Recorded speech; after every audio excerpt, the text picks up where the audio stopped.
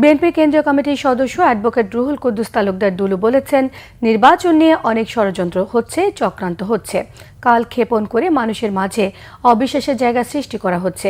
নাটোরে মেধাবী শিক্ষার্থীদের মিলন মেলায় তিনি এসব কথা বলেন। তিনি আরও বলেন, অনেক রক্তের বিনিময়ে বাংলাদেশে গণতন্ত্র প্রতিষ্ঠার যে সুযোগ তৈরি হয়েছে তা নষ্ট করা যাবে না।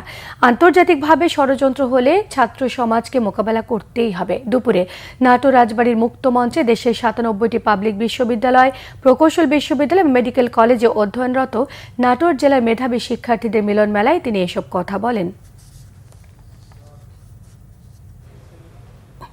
আজকে নির্বাচনে অনেক ষড়যন্ত্র চলছে, অনেক চক্রান্ত চলছে।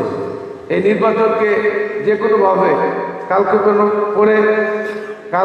করে নির্বাচনটাকে আরো বেশি দেরি করে বাংলাদেশের মানুষের একটা অবিশ্বাসের সৃষ্টি করার চেষ্টা করছে।